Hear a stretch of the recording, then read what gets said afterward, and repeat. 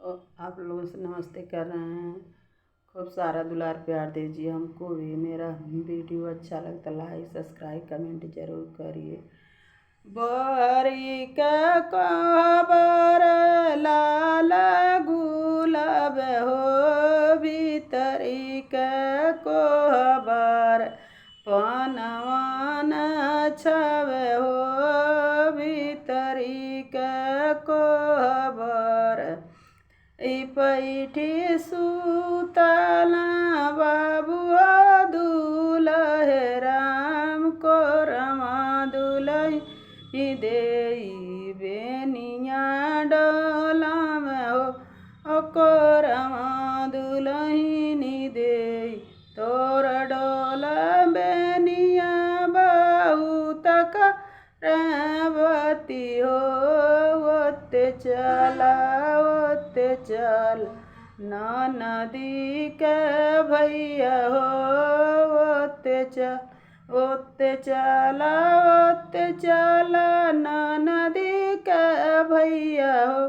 और समचोलिया भिजला पसीना में पसीना हो, और समचलिया भिजला पसीना में पसीना हो।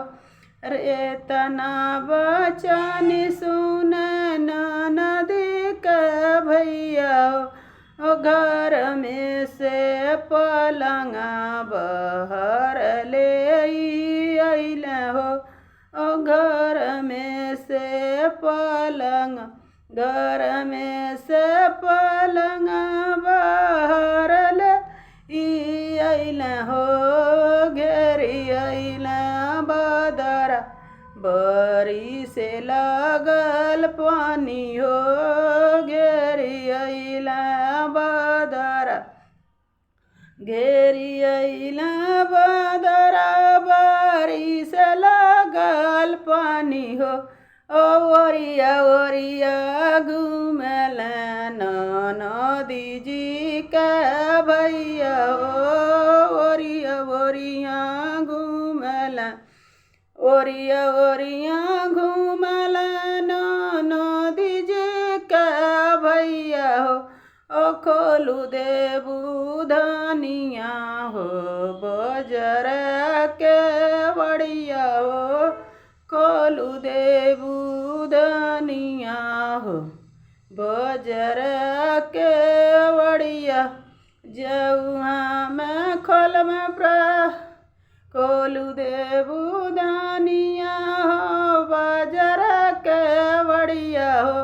ओ बालू रे सूता बेधाना तुहरे गोड़ा वरिया हो, ओ बालू रे सूता बेधाना अउआ में कल में प्रभु बजर के बड़िया हो।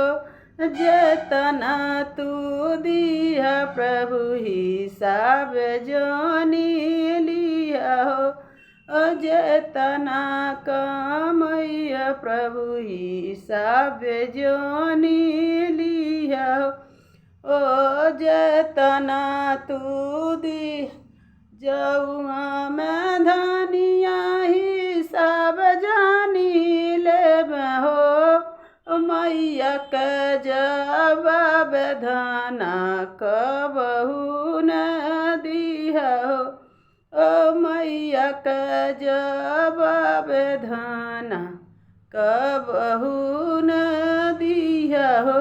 मैया के जवाब उबलू हम दे में हो, चाहे प्रभु रखबाच है नैहर चाहूँ पैबा हो, चाहे प्रभु रखबाच नैहर चाहूँ पैबा हो।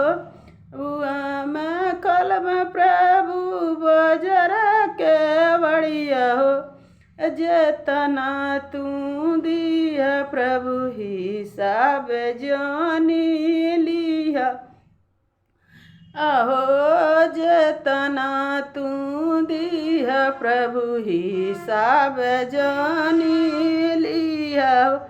उआ में दानिया जानी ले बहो भौजी के जवाब धन कबहू न दिया हो भौजी के जवाब धन भौजी के जवाब प्रभु तो देबहो प्रभु रखब नैहर चाहूँ पैबहो